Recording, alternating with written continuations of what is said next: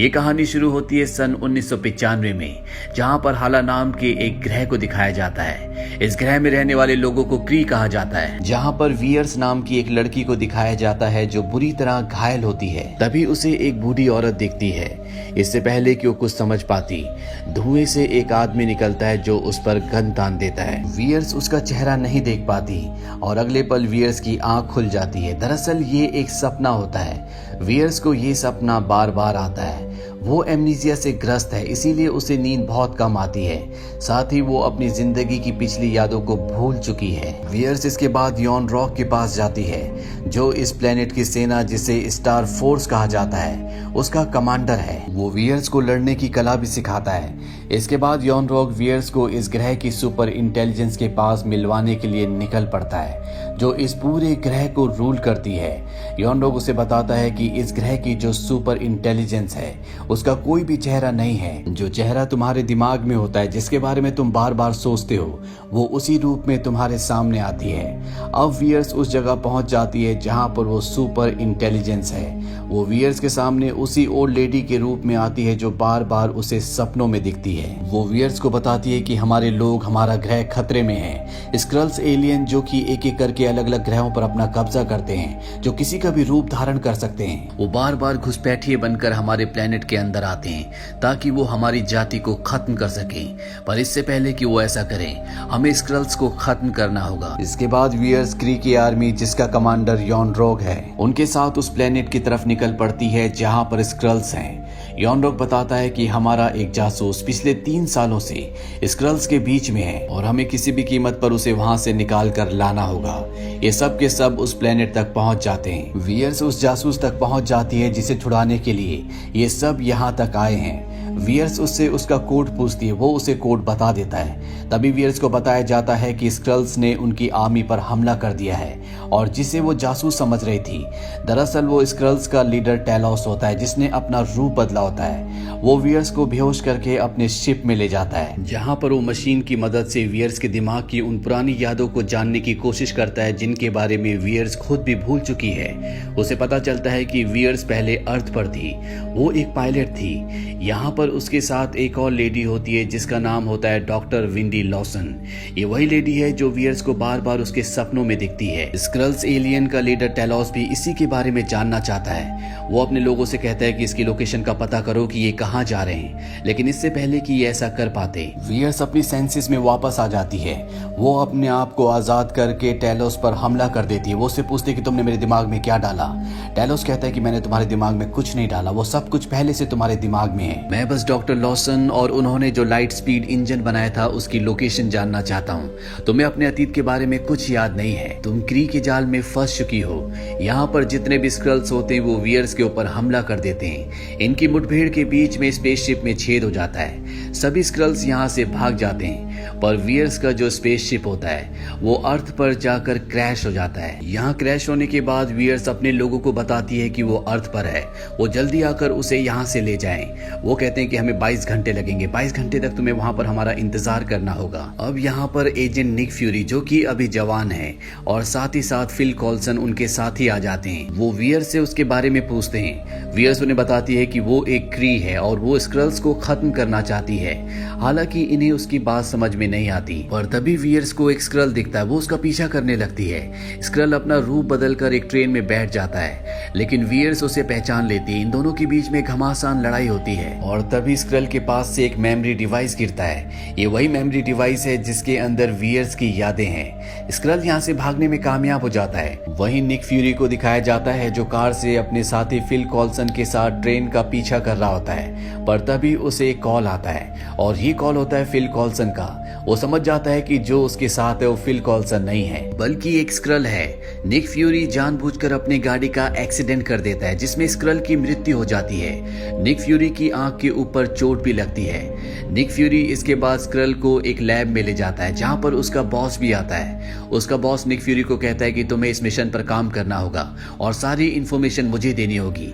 इस बारे में कभी किसी को कुछ पता नहीं लगना चाहिए। ये एक खुफिया मिशन है। वहीं वियर्स को दिखाया जाता है जो वो उस मेमोरी डिवाइस को जो कि उसे स्क्रल से मिला था जब अपने हाथ के गैजेट में डालती है तो उसमें 5 उस बार का नाम आता है। वियर्स जब उस बार में पहुंचती है तो उसे अपने अतीत की धुंधली धुंधली यादें आती है। दरअसल वो यहाँ पर पहले भी आ चुकी है और अब यहाँ पर निक फ्यूरी भी आ जाता है। ये दोनों देखते हैं कि यहाँ पर एक एयरबेस की फोटो लगी है, इसीलिए ये दोनों उस एयरबेस तक पहुंच जाते हैं जहाँ पर फ्यूरी वहाँ की सिक्योरिटी को अपना शील्ड का कार्ड दिखाता है। इन दोनों को एक कमरे में ले जाया जाता है जहाँ से दोनों एक बहुत बड़े स्टोर में जाते हैं जिसके अंदर बहुत सारी खुफिया फाइल्स होती है। यहाँ पर एक फाइल डॉक्टर वेंडी लॉसन की भी होती है जिसमें वेंडी लॉसन के लाइट स्पीड इंजन के कुछ नोट्स भी होते हैं। ये नोट्स उसने क्री भाषा में लिखे होते हैं। वियर्स समझ जाती है कि डॉक्टर वेंडी लॉसन एक क्री थी, ना कि एक इंसान। वेंडी लॉसन की फाइल पढ़ने के बाद इन्हें पता चलता है कि डॉक्टर वेंडी लॉसन आज से 6 साल पहले यानी कि सन 1989 को अपना लाइट स्पीड इंजन चेक करने के लिए एक प्लेन लेकर यहाँ से भाग गई थी। उसके साथ उसकी को पायलट भी थी। डॉक्टर लॉसन वही है जो वियर्स के सपनों में बार बार आती है। यहाँ पर निक फ्यूरी को दिखाया जाता है जो अपने बॉस को इन्फॉर्म कर देता है कि मैं वियर्स के साथ एक एयरबेस पर हूँ। निक फ्यूरी का बॉस जल्दी उस जगह तक पहुंच जाता है और जब वो निक फ्यूरी से बात करता है तो निक फ्यूरी को समझ में आ जाता है कि ये उसका बॉस नहीं है बल्कि एक स्क्रल है जो उसके बॉस के रूप में वियर्स को यहाँ पर पकड़ने के लिए आया है। निक फ्यूरी उसे चकमा देकर भाग जाता है पर स्क्रल उसे एक बार फिर से पकड़ लेता है। इससे पहले कि वो निक फ्यूरी को मारता, वियर्स स्क्रल के ऊपर हमला करती है और निक फ्यूरी को एक प्लेन से यहाँ से उड़ाकर ले जाती है।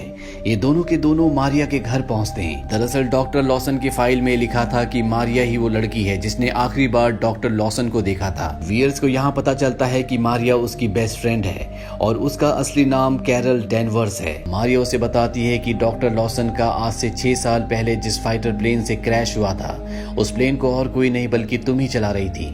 हम सब ने मान लिया था कि तुम मारी जा चुकी हो पर तुम अब भी जिंदा हो।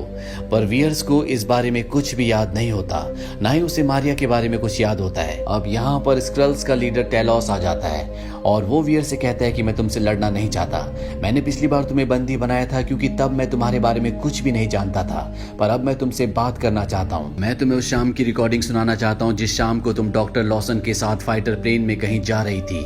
और इसके बाद वो रिकॉर्डिंग सुनाता है जिसमें डॉक्टर लॉसन वियर्स को एक लोकेशन बताती है और कहती है कि हमें इस लोकेशन पर जाना है, यहाँ पर मेरी लैब है। और अब वियर्स को सब कुछ याद आ जाता है। उसे याद आता है कि उस दिन वो डॉक्टर लॉसन के साथ लाइट स्पीड इंजन लेकर उनकी लैब की तरफ जा रही थी, पर तभी उन पर कोई हमला कर देता है जिस वजह से इनका फाइटर प्लेन क्रैश हो जाता है जिसमें डॉक्टर लॉसन बुरी तरह से जख्मी हो जाती है। वो वियर्स को बताती है कि ये सब हम इसलिए कर रहे हैं ताकि हम युद्ध को हमेशा के लिए रोक सके। मैं अर्थ से नहीं हूँ बल्कि हाला नाम के एक प्लेनेट से हूँ। मेरा असली नाम मार्वेल है और अब तुम्हें सब कुछ खत्म करना होगा।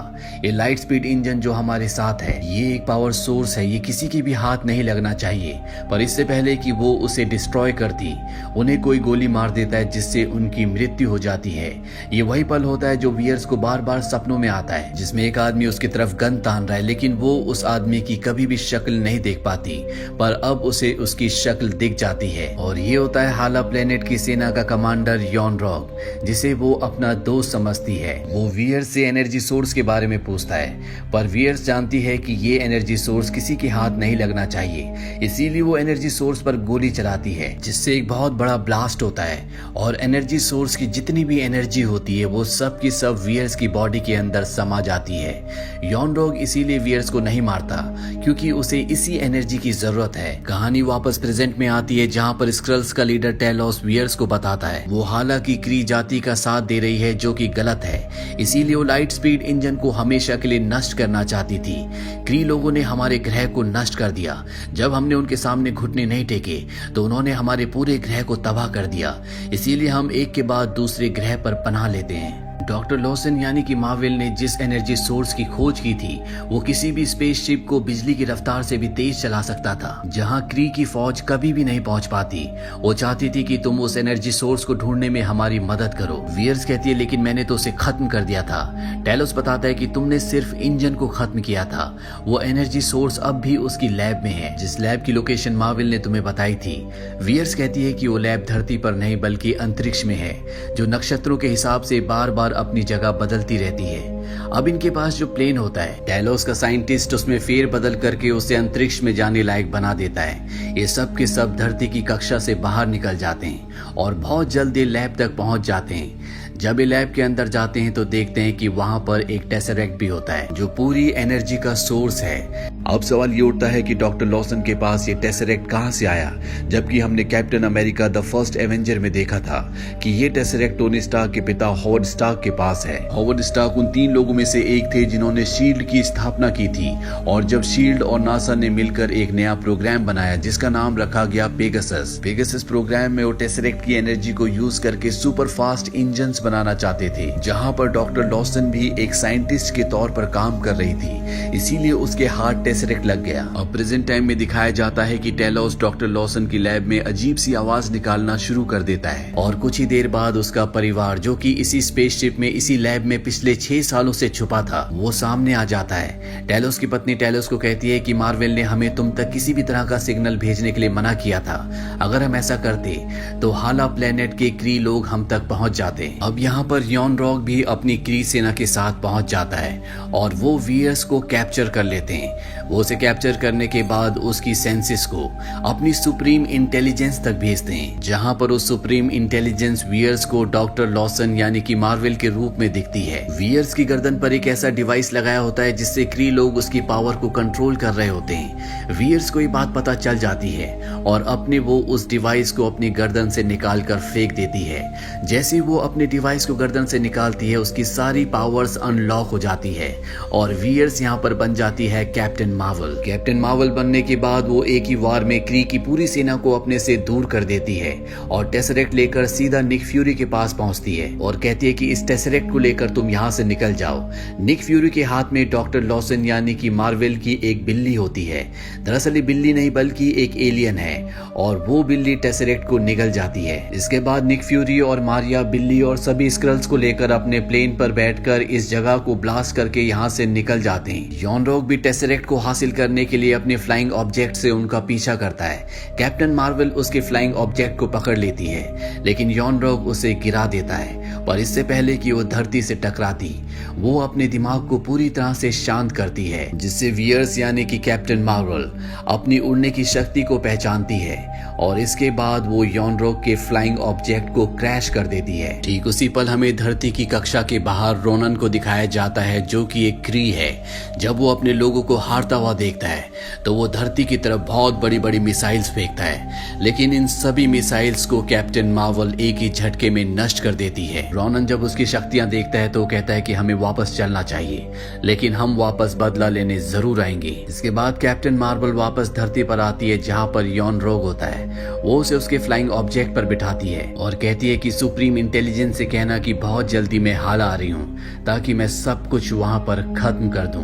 वही निक फ्यूरी को दिखाया जाता है जिसके हाथ में वो बिल्ली होती है जिसने टेसरेक्ट को निगल लिया था। वो उसकी आंख पर अपना पंजा मारती है जिससे उसकी आंख जख्मी हो जाती है। इसके बाद दिखाया जाता है कि रात को कैप्टन मार्वल निक फ्यूरी को उसका पेजर वापस करती है और बताती है कि मैंने इसे अपग्रेड कर दिया है, मैं किसी भी प्लेनेट पर रहूं तुम मुझे मैसेज भेज सकते हो, पर मैसेज तभी भेजना जब बहुत ज्यादा इमरजेंसी हो।